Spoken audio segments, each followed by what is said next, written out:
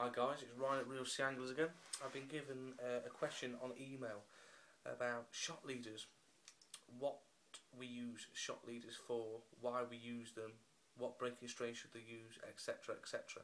Okay, so first of all, the reason why we use shot leader, number one, which I think is most important, is safety. It's not only looking after me, but everybody else on the beach. If you're there with your standard main line, you've got a 5 ounce, 6 ounce lead, and you're chucking it about trying to bang it into the horizon, it's not going to happen. Your line's going to snap, your lead's going to go, well, you don't know where your lead's going to go. That's the whole point. With a shot leader, when you're casting, it's not going to snap. You're going to be able to cast safely. That's not the only other reason. The other reason is if you're fishing rock marks and places like that, it's rough, the terrain's awful, okay? And when you're pulling in, if you was to have a standard main line on and you've got a nice fish on and you're pulling your line up, you're reeling up, if this actually hits a rock, the tension of the fish and you pulling and the line on the rock, you know what's going to happen. You're going to lose your fish, your rig, everything. You're not going to be a happy bunny. So the shot leader actually takes quite a lot of brunt, hence why it's called a shock leader. Takes a shock. So yeah, so that's that. So safety, and also obviously for you when you're actually fishing yourself, and also with your casting, takes a lot of the shock. So also breaking strain. What breaking strain should you use?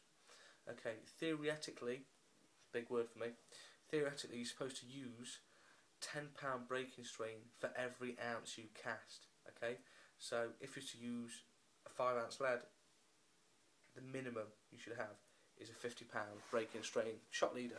Okay, but I always use 70 to 80. Okay, reason being, okay, it's going to last a lot longer when you're bringing it through snags, etc. And also, I know 110%, if I've got a 5-6 ounce lead on, that 70-80 pound shot leader is not going to snap. And even when I bring it through the rough stuff with a fish on, it's going to take a lot of beating. And it's good stuff. So yeah, that's it. Also, I'll go one step further.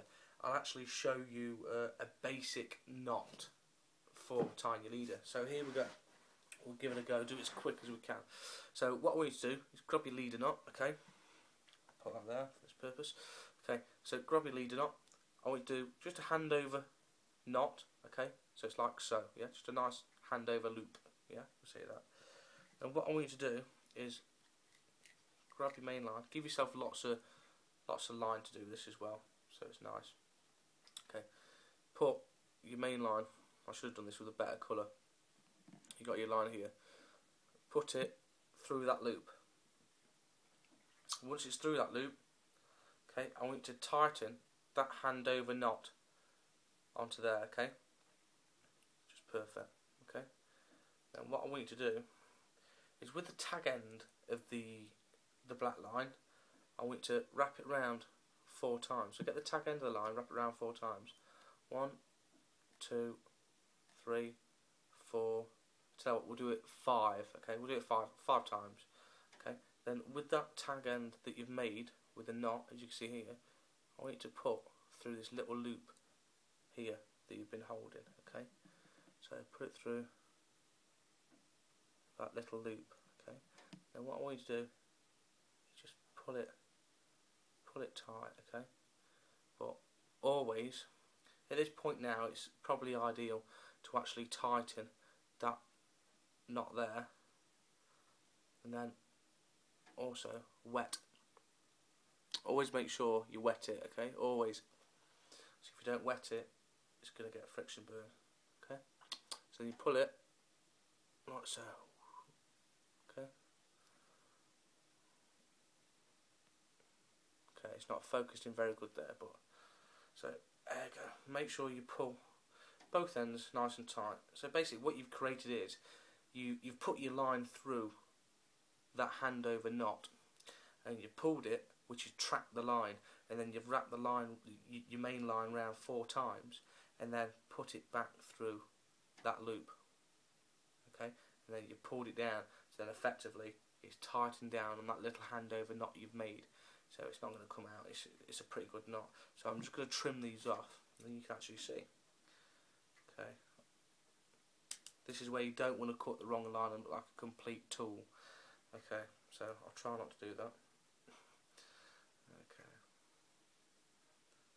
Okay. This is, I'm not saying it's the strongest leader knot in the world, because it's not. Okay. And there you go. It's your basic leader knot. So once again, any more questions, guys? Hit them to me.